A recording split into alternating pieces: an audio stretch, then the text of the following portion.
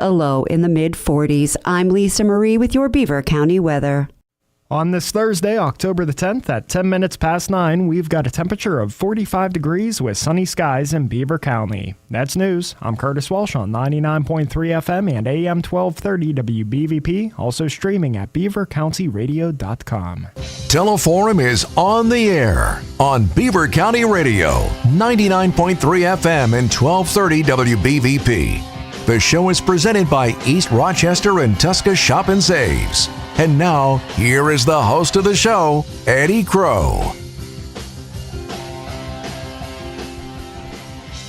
There are a lot of different ways, a lot of different directions that this can go today, and I'm excited to think about the possibilities.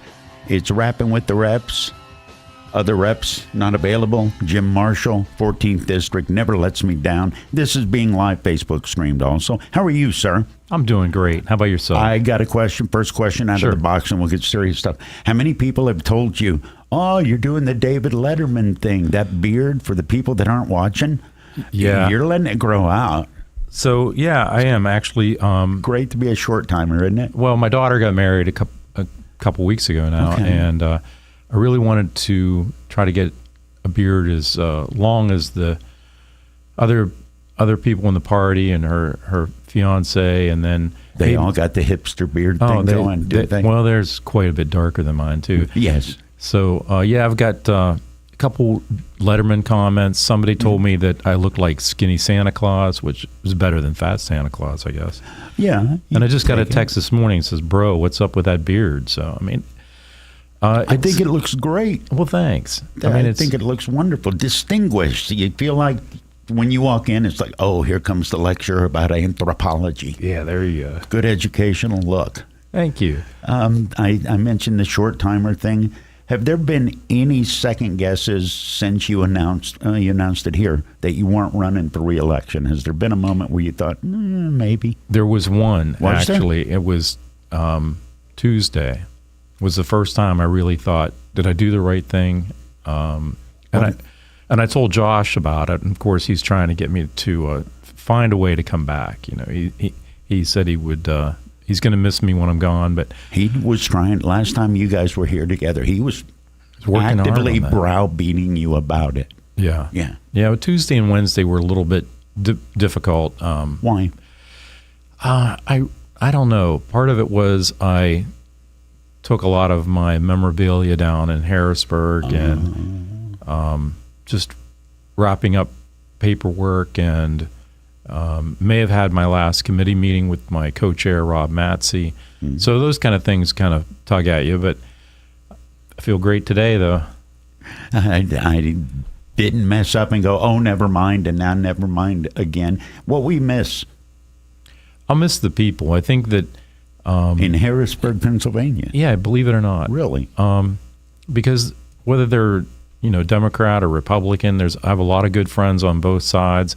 They're all trying to do the right thing for their district. And, sometimes what you see is sometimes the play, the politics of it.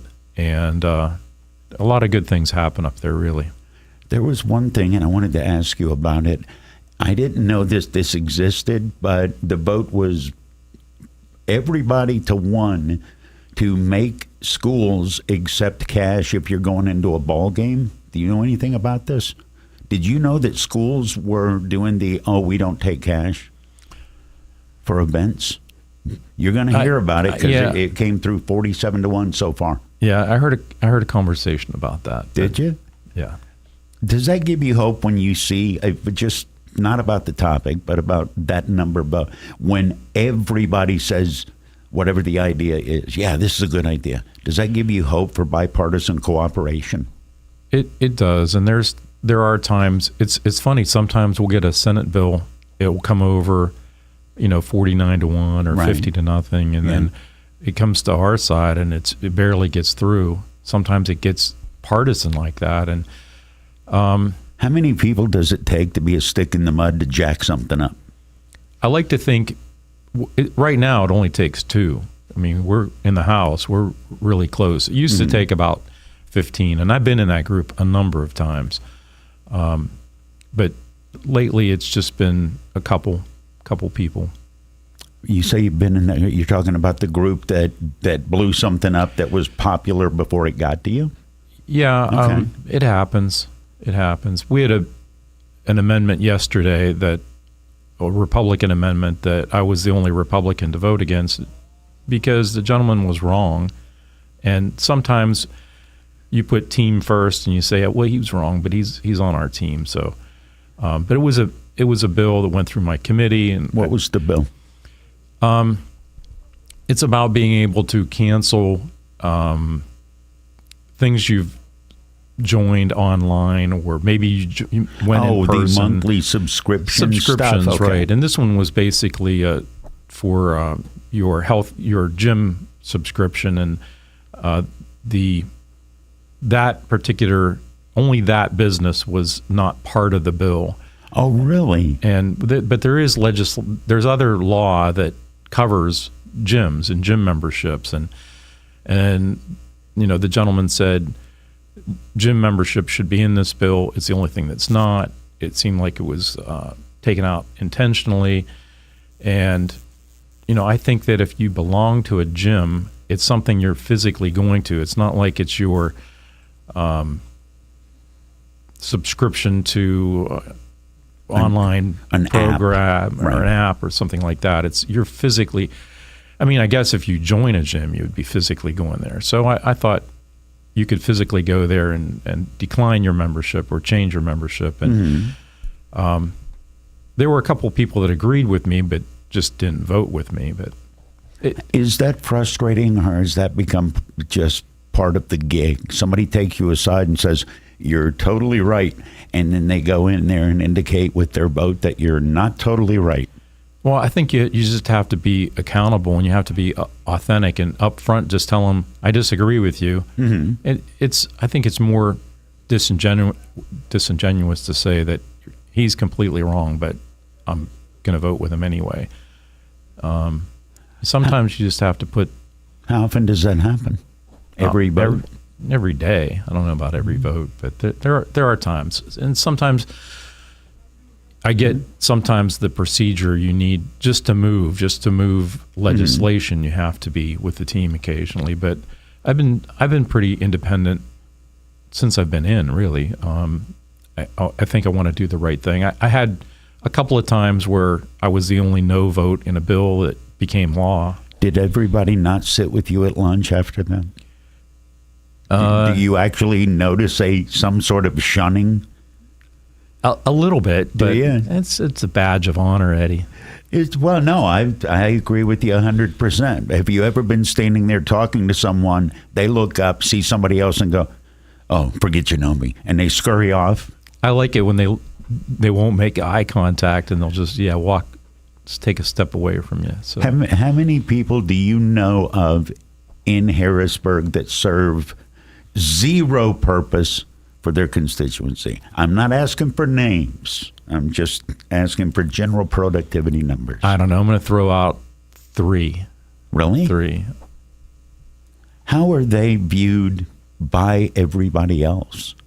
Just a non-entity? You know what you're going to get, so there's really no point in trying to have a discussion? I can't really predict or say what other people think about people that seem to be not representing their area or not functional at all. I just know what I think, and I just think that it's amazing that out of 60,000 people, this is the person that was sent here.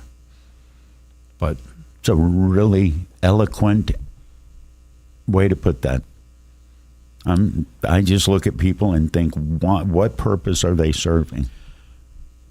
Yeah, and you really want to try your best to represent the district that you're elected to, and you want to have integrity and purpose, and I think we're here to serve people, and being in elected office, it's a people business. And that's why I said it's the people I'll miss up there. There's times where the debate can go on and not really resolve an issue. Sometimes it just feels like it's for the camera, but the people, 97% of the people are awesome up there. What are you going to do? Because when's your last day in office? When is it? You're cleaning out your office. Yeah, the Harrisburg office, someone else could move in already. In fact, there are two people that have already requested the office, and I'm still in it. No way. Yeah. Oh, Yeah. what vultures they are. Yeah, they don't even wait for the body to get cold. Take the cardboard box, leave the swing line stapler. Is that Yeah. the crap you're hearing? Right. I left a handful of pens in the drawer, and there's there's a couple of odds and ends that were there when I came in that are still there. But my last day is November 30th. They're buzzards, Jim. That's okay. I get it. I was probably keenly interested in that office when I came in. So, Jim Marshall, 14th District Representative, is my guest on Rappin' with the Reps. Last day in office. I'm going to ask you this every time I see you. I saw you were last time, Big Knob Grange Fair. Yeah, and I asked you then, and you had no answer, and I'm going to keep asking. Yeah, I appreciate that. Yeah, I know you do. What are you going to do now that you're growing up? What are you going to do? I'm going to still find a way. November 30th. No, I'm going to still find a way to be a problem solver and get people together, and not necessarily sure where that is, but I have some pretty good ideas. So you're formulating. Yes, sir. You're formulating. All right. I want to ask you a question, and you would understand this better than most.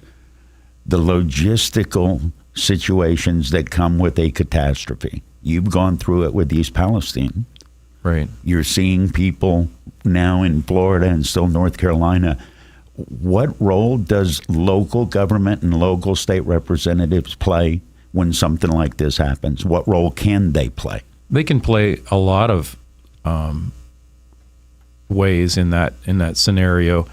Actually, you're mentioning about the hurricane. My brother lives just south of Tampa, and he did text me this morning that they're okay. They lost a fence. But you've seen the damage down there. The tornadoes before the hurricane, right? Too. It's a mess. One of my colleagues is the chairman of emergency preparedness in Harrisburg, and he was asking for donations when Helene went through. He went down into the Carolinas to physically help with the cleanup, and I mean, you could do that. So if you're even a local elected official, you can physically help with the cleanup. You could physically help put sandbags out. You can, if not doing that, you can work on legislation to make it easier for first responders to do their jobs or give them the tools to be able to work. There's many ways through legislation, through actually doing the work. There's many ways that local elected can get involved in response. It is Teleforum. Jim Marshall is my guest, 14th District State Representative. Are you paying attention to the campaigns and the election coming up? Are you paying attention differently than you used to?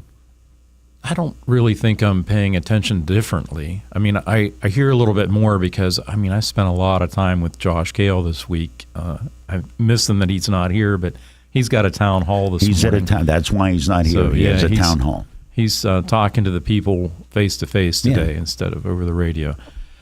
But I hear a lot from him because part of his job is policy chairman. Yeah, he does an amazing job at that. The other part is he's a campaign chairman too. So I hear about the other races across the state. What does a campaign chairman do? Just keep tabs on all the races?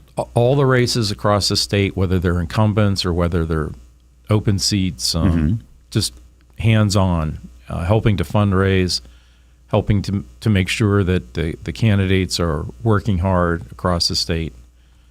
And he's been very involved. Where are some areas of the state where incumbents might be in trouble?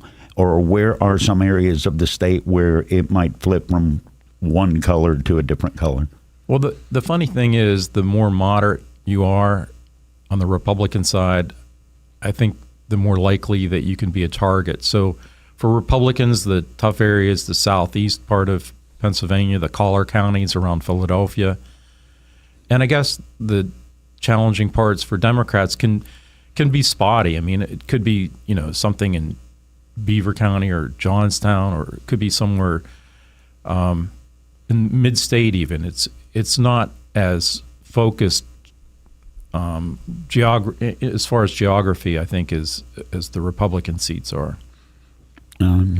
I've got plenty more questions about the election, but when Beaver County flipped from red to blue, just in terms of registered voters, did that surprise you? What were your thoughts? Well, you mean it's a little more Republican now? It's just numerically, because right. I saw people posting, look at this number, it's changed. It's flipped from this to this. It's been changing for 20 years. So, I mean, I'm not surprised. I think that both parties, when you think about it, aren't the same as they were when our fathers were younger. How are they different? I think both parties are going away from being in the center and serving everyone and understanding workforce. And what used to be the Democrat Party was more the blue collar party. Both sides often spoke about the rights of freedom and the rights of pro-life. I mean, there's a lot of pro-life Democrats in Western Pennsylvania. And I think they were more like each other, 50 years ago than they are now. I think to some extent, they're just getting a little bit more polarized. But that I expect to swing back. Why do you expect that to swing back? I think it's just historically, things like that change. The views of the parties change, and it's important to be able to function. You have to work together and respect each other. To a great extent, we still have that in Pennsylvania. It's not quite as polarized as it is in D.C. Will a third party ever become truly relevant in our time? I think or fourth or fifth, or I mean, those registered independent or others still have a voice in the general election and still make a difference. And it's part of a target that both parties will try to get the support of those that aren't registered Republican or Democrat. So I think the third party is important. It's still difficult to get elected if you're a registered independent. It's difficult to get elected to even, county or state offices with that registration. But there's still, the voice is heard, though. Jim Marshall's voice is heard this morning because it's Rappin with the Reps. Jim from the 14th District, more with the state rep. I got plenty more. I love asking questions from somebody that might be in a position to not give a dang if they hurt somebody's feelings. And I'm gonna pummel that donkey. You're listening to Beaver County Radio, brought to you live from the Fry Transportation Studios. Beaver County Radio and Fry Transportation, a winning team. 99.3 FM and WBVP, providing news, sports, and information for 76 years. Seen all the construction here in Beaver County? Work on the Frankfurt Bridge, sewage improvements in Hopewell and Beaver, the connection of Darlington residents to the Beaver Falls water system after the Norfolk Southern derailment, and replacement of the Montgomery locks and dam. It's the largest infrastructure project in 50 years, and it's the work of Joe Biden and Kamala Harris. Donald Trump held press conferences saying he was going to fix our infrastructure, but he failed. Too busy tweeting. Failed to build a wall, didn't get Mexico to pay for it. We lost 3 million jobs and got stuck with the largest deficit ever. It's simple. Should we support the failures of Trump just so he can give himself and his billionaire friends like Elon Musk more money? Or move our part of Pennsylvania forward with Kamala Harris and Tim Walz? America's Future Majority Fund paid and is responsible for the content of this advertising. America'sFutureMajority.com. Not authorized by any candidate or candidates committee. Tune into Good Talk with Matthew Modani every fourth Friday of the month from 11 a.m. to noon for an exciting dive into real estate. Matthew, a real estate pro, will share valuable lessons and expert tips on navigating the real estate market with professional guests. Stay updated with the latest news and sports in Beaver County and the Pittsburgh area. Whether you're a real estate enthusiast or simply enjoy a good story, Good Talk with Matthew Modani is your source of entertaining real estate, local news, and sports. The show will also be live on our Facebook. Don't miss out. Beaver County Radio's news source, 95.7 and 99.3 FM, along with 1230 WBVP, 1460 WMVA, and streaming at beavercountyradio.com. Here's Curtis Walsh. Good morning on this Thursday, October the 10th. We can expect sunny skies today, reaching a high of about 62 degrees. We'll have a complete Beaver County radio weather forecast after we take this look at news. An Aliquippa resident pled guilty in federal court on October 8th to a charge of mail fraud. Michael Dominic, age 44, pled guilty to one count before United States District Judge Kathy Bassoon. In connection with the guilty plea, the court was advised that Dominic, who was a former manager of the Ambridge Water Authority, defrauded the Water Authority of money and property totaling over $1 million. Dominic admitted that he secretly diverted the authority's money into his own personal bank accounts by writing checks to himself, and he deposited cash and checks that were issued to the Water Authority into his personal bank account as well, and also used a debit card to make purchases of personal items, and adjusted or failed to report the true location of the funds on critical financial records. His sentencing is scheduled for 2025, and the law provides for a total sentence of up to 20 years in prison, a fine of $250,000, or both. Congressman Chris DeLuzio announced that a $594,000 federal grant has been awarded to the Women's Center of Beaver County to support their efforts to provide safe transitional housing for people experiencing domestic violence. The Women's Center supports victims and survivors of domestic violence in the county, providing crisis intervention, emergency shelter, counseling, legal and medical advocacy, and prevention education. The grant comes from the U.S. Department of Justice. The Pennsylvania State Police are investigating an assault that took place on I-376 East. In a report released this morning, State Police say they responded to a report of a male that was assaulted inside of a vehicle on Monday, October 7th. The incident happened just after 3 p.m. in Hopewell Township. The investigation is ongoing. Tens of millions of Social Security recipients will learn today how big a cost of living boost they'll get to their benefits next year. In advance of the announcement, analysts forecast that the benefit boost would be about 2.5% for 2025, smaller than the increase the past 2 years. Recipients received a 3.2% increase in benefits this year, following a historically large 8.7% jump in 2023 that was brought on by record high inflation. More than 70 million people participate in the Social Security program, with the average benefit totaling about $1,900 a month. Hurricane Milton is barreling into the Atlantic Ocean after plowing across Florida as a Category 3 storm. It pounded cities with ferocious winds and rains, whipped up a barrage of tornadoes, and caused an unknown number of deaths. It compounded the misery brought by Helene, but it spared Tampa a direct hit. The storm tracked to the south in the final hours and made landfall last night in Siesta Key, about 70 miles south of Tampa. The situation in the Tampa area was still a major emergency as St. Petersburg recorded over 16 inches of rain, prompting the National Weather Service to warn of flash flooding there as well as other parts of western and central Florida. According to PowerOutage.us, more than 3.2 million homes and businesses lost electricity. And expectations are high for Tesla's long-awaited robo-taxi unveiling at a Hollywood studio tonight, too high for some analysts and investors. The company began selling software it calls full self-driving 9 years ago that still isn't able to drive itself, yet it's expected to show off the so-called cybercab vehicle, which may not have a steering wheel or pedals.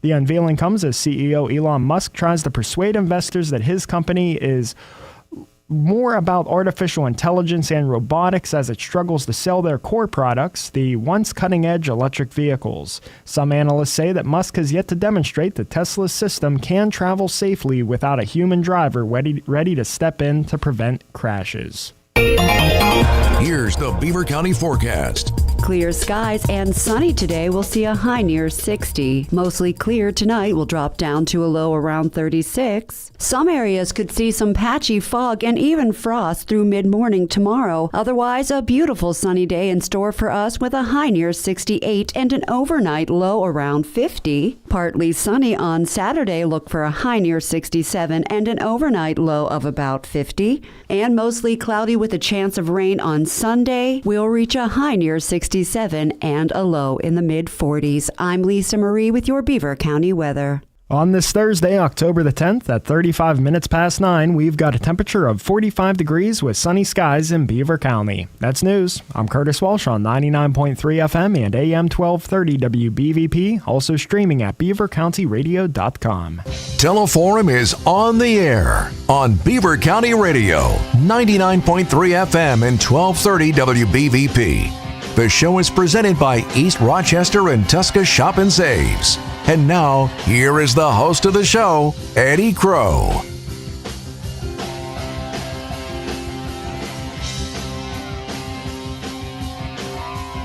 It is Teleforum, 25 minutes before 10 o'clock. Today, Rappin with the Reps. Singular. Jim Marshall is my guest, 14th District Representative. Until, what did you say, November 30th is your last day? Yes, sir. Looking forward to it. Is anybody from your staff going to make a cake? How does this work? I hope not, because I really don't need a cake. And Wouldn't it be a nice gesture, though? Your last day? How many years did you represent the 14th District? 18. 18 years. Somebody should give you a watch. I mean, maybe nothing fancy. A Casio or something. A Casio. You're funny. I got a nice gavel from the Speaker of the House. Oh, did you? So that was pretty cool. Everybody gets one. The funny thing is, and I guess you have to be there, but all the gavels are in a bag that looks like a gift bag, right? So gavel bags. Gavel bag. So when you're up there, you don't really notice, but they pull the gavel out of the bag, and then you get your gavel, and you get a picture with it and the Speaker, and then they hand you the bag. And the gentleman that sits in front of me also retired, and he walked back and he's digging through his bag and he said, "It's empty. What was in yours?" And I said, "The gavel." So he didn't get... He got a gavel. He just brought back the empty bag and thought that maybe there was a gift in the bag. And I'm like, no. Yeah. Oh, look. The gavel was in it. They pulled it out when you weren't looking, and it's a gavel bag. And how many years did this observant human being represent his district? 4. Well, maybe for the best. Could be. It is Teleforum. And I want to ask you about Harrisburg. We were sitting listening to the news. Elon Musk. How many people in Harrisburg, and I'm just going to put it bluntly, how many people in Harrisburg have no idea what's going on technologically? Oh, I don't know. A couple million maybe? Or are you talking about just in the General Assembly? Are there people that are too old to really grasp what technology is and what social media is and how infrastructure is affected by that? Oh, yeah. I mean, Representative Bernstein, his favorite thing is to talk about my inability to know what social media is and about my age, and it's fun. Back up. What damage is he doing? You're leaving anyway. Does he talk crap about you? I didn't know that. Yeah, he likes to do that. And it's because you don't understand He just assumes that someone of my age would have no knowledge of social media. I just have no interest in social media. So there's a different thing. It's like math. I know math. But in the committee that I chair with Representative Matsey, it's consumer protection, technology. That's right. And utilities. So we've done artificial intelligence. We've had legislation on that. There's actually a Senate bill right now that's coming out based on AI. We had... What's the bill going to be about? I mean, AI, artificial intelligence, but... It's just in how it should not be used, and it's expressly about putting, say, your face on something else in a seamless way that it looks like you. Dear God, who would do that? Or you never know, or sounds like you. I mean, there's a lot of things that... I mean, I know people, representatives even, that someone did a robocall with their voice, and it wasn't them, and that's a scary world. So, yeah, we've had a lot of new technology through the committee. We had something called Grinch bots, which I had to learn what that was. What is that? It's a computer or a system that can purchase tickets online. Oh, you're talking about resale people. Right. So like the Taylor Swift concert that someone bought gazillions of tickets for and then resell it higher. But most of what our committee has done, especially this session, has been on the technology side of issues. So I think as far as the General Assembly, you can't quite be up to speed or up to date on technology, but we're close. We're not decades behind. Is it helpful to have younger staff members? Oh, I believe so. You really need to have a mix. It's nice to have someone with decades of experience, but then to have a new person, a different outlook. And in our committee, we have both. The staff, we have some that have been there a while, some that are relatively or brand new, and the same with members. We have a young member, Republican member of the staff, Alec Rinkovich, he looks like he's 20. I don't know. He's very young, very bright, and his wheelhouse is technology. So it's fabulous to have his input on things like that. And then Rob Matzey's been 12 years with the committee, and to have that kind of rudder, he's had to get up to speed. Yeah. He's brought a lot to the committee, and I certainly appreciate his expertise. Do you think the general public in PA understands the infrastructure of technology as well as legislators? Because you have to, because you pass the rules. To no fault of a majority of people. Right. But most of them don't know if we're in Congress or if we're in the if PA you're in session House. or not. Well, they don't even know which they don't even body. know where? Yeah. And a good portion of them, just from talking to members that are out doing doors, don't even know we have an election or we're up for election or we have an opponent. And that's okay. They're busy with their lives. It's not everyone gets deep into the weeds in state government. Is that in some way demoralizing? No. Because, why not? Because if you're humble, you don't really have huge.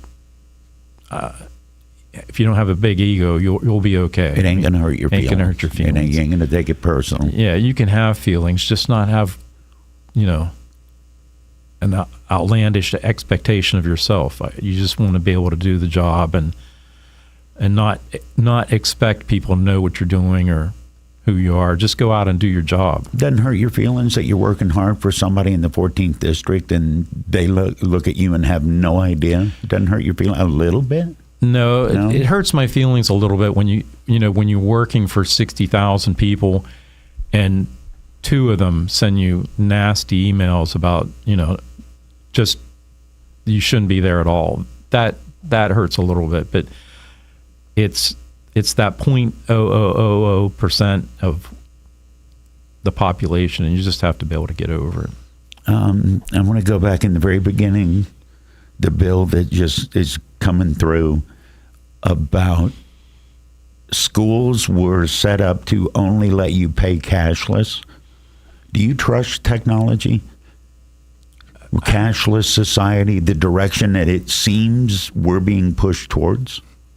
I mean, I don't want to be in a cashless society, but the convenience of, going to even a high school football game and just tapping your card. Beep. Yeah. I mean, that convenience is great. I mean, not having to dig through the wallet and look for money. And then, I don't know, I'm not afraid or too concerned about what that is going to be. It's just a change. And, it's just a change we're going to have to get used to. Do you believe that we will become, you on the technology stuff, I got questions. Do you believe we're going to end up being a cashless society? I don't believe so. I hope not. I mean, I think there's ways that you can change the way money is handled and to make it less expensive to actually manufacture the money. I think we should have a coin dollar instead of a paper dollar. Can we lose the pennies, please? We should lose the pennies. I mean, come on, man. It's to the point. Look, every store you go to on the counter, it's got a little tub.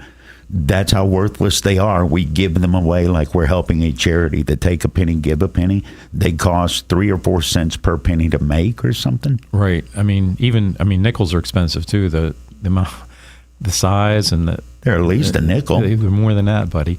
But yeah, I mean, if you think about it, dollar bills, they make them and then eventually they wear out, and some rather quickly, and then they have to be returned and replaced or whatever. And a coin's going to last. I mean, we still digging up coins from Roman times. Coin's going to last. I think that the federal government could make changes in that to make things better, and we'd get used to not having paper dollars. But you think we would adjust just because we would have to adjust? Ultimately, we're going to have to adjust to no money, but I just hope it's not when you and I are around to see it, buddy. Well, I ain't got no money. It has no effect on my day. There's no coins in my pocket. I got nothing. 20 years from now, is this country going to be in a better place or a worse place because of politics? I love throwing ridiculous questions at you. That's so hard to figure. I mean, anything can happen, and as I said, it swings, and I think that I can't even fathom that 20 years from now. I can imagine. I've been doing this for almost 20 years either, though. Well, that was my next question. You've been doing this almost 20 years.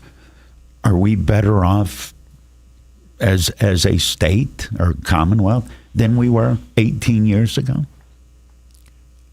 I think the state financially is in better shape, but it's taken time. You've really got to work to build up. The state has a credit rating, and you have to make sure that's What good. is our credit rating? Do you know? I can't specifically say, okay. but we're is like it good? It's good. Okay, it's good. I don't know what I got told. I had a good credit rating. I had no idea, and I don't know if the scale's different for the state. Why does the state need a credit rating? Who's the state bumming money from?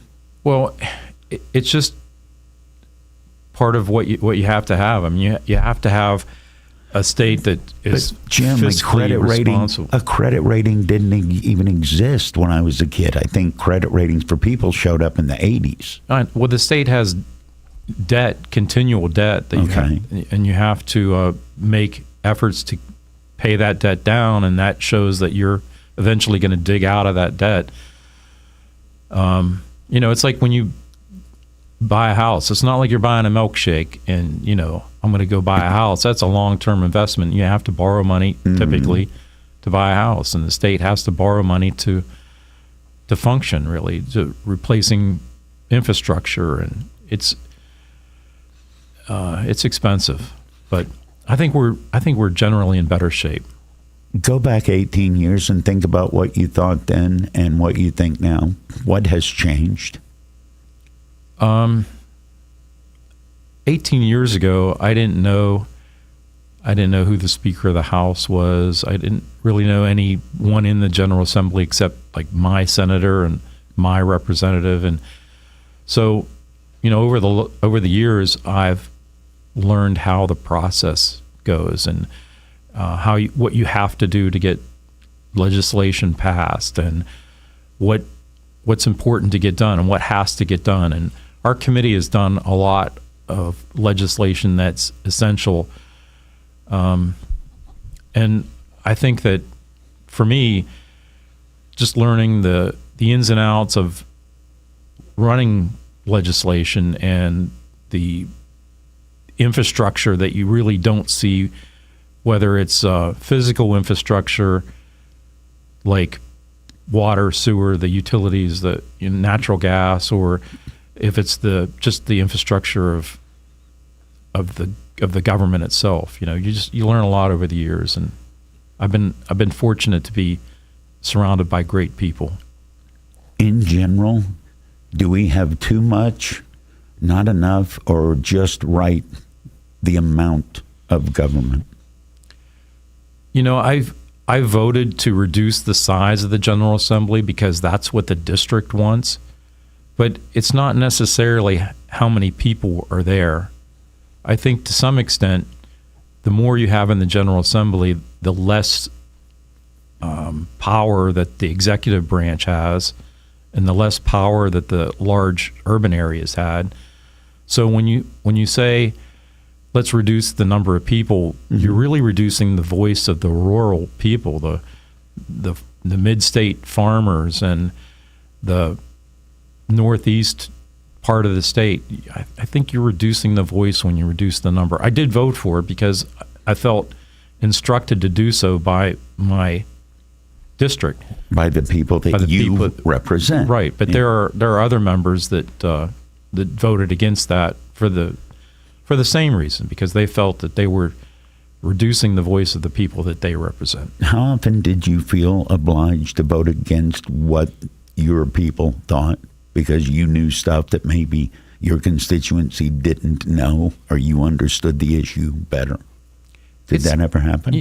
It's a tough decision, because to be elected to represent and then feel that they just don't understand, is it better to try to teach them and vote for something that they might not agree with, or is it better just to agree with them because they're the ones that are telling you or instructing you what to do? And I mean, it's probably happened. Like I said, the reducing the size. Mm-hmm. I mean, I really didn't feel passionate about doing that, but I did it because the district called for it. Increasing revenue for our roads and bridges, I felt was important to me, and there were some, not all, like our county commissioners were in agreement with that, and there were some on both sides of that issue. But I mean, no one really wants to spend money, but you have to keep our roads and bridges safe and viable and not falling down. And part of it is too, for economic development. If you want to bring companies in here, they have to be able to move product too. So it's a challenge. I'm sure there's some people that there are some elected people that may not consider the legislation as deeply as maybe I have. But I mean, there were cases where if I had a bill on nursing, I would call friends in the district that are nurses, or towing. I can remember calling a couple of the towing companies around here. You know, what's going on with this legislation? Why is this good? Why is this bad? We had a bill on the ability to sell motorcycles on Sunday. I didn't know we still had one of the old blue laws. Wait, what? Yeah, so just a few, not even 10 years ago, you couldn't sell motorcycles in Pennsylvania on Sunday.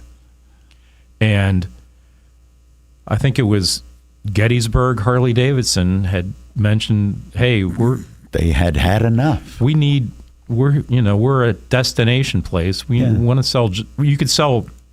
We've got out of town people. Open. Yeah, you could be open and sell gear or T-shirts or parts, just not bikes. Mm-hmm. So really, yeah. Wow, that's stupid. Well, there was a time you couldn't sell cars on Sunday too. But cars and liquor and no dickering on a Sunday. All the stores were closed way back. Yeah, but on that vote, I voted against selling motorcycles on Sunday. I called, a dealership here in the county, and they said, we're going to sell 30 bikes a month. Yeah. Regardless, I don't want to have to bring my employees here on Sunday. It's going to cost us money to do no more business. And give them the freedom to choose what to do on Sunday without coming to work. Right. So it passed. I was a no. No one really said anything. I mean, no one booed or cheered. It just, you make those decisions every day. Yes or no, multiple times every day, and hopefully you've really considered the bill before you press the button. Jim Marshall, State Representative, 14th District, is my guest on Teleforum. I'm Eddie Crow. This is live from the Pride Transportation Group studio. I know I've asked you what you're going to miss. Your last day is the 30th of November. I've asked you what you're going to miss. What are you not going to miss? Besides the commute? Yeah, a lot of people say that commute's a killer. I love to drive, though. But yeah, that's a long way to commute to work. I don't know yet, and I'm sure it'll hit me when I'm not there. But probably just, the everyday when you bump into the Capitol Police that you've talked to every day, and you're not there. There's police officers, there's staff, there's members. The world you've been a part of. The world I've been a part of for 18 years, and just the working together on legislation and thinking, I'll miss that. Getting staff together to talk about where we are on a bill or an amendment, I'll miss that.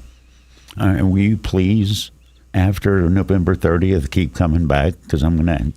Well, I can't. You're not going to have Rappin with the retired reps, right?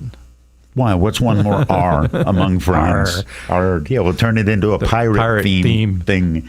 Put a bandana on your head. You got the beard going. You know what? It's long enough. You could twist it into the little ponytail beard things. Yeah, I've seen that. That would be pretty cool. Conversation I never thought I'd have with the state representative. Thank you, sir. Thank you, bud. Jim Marshall, state rep, Rappin with the reps. Tell it for him.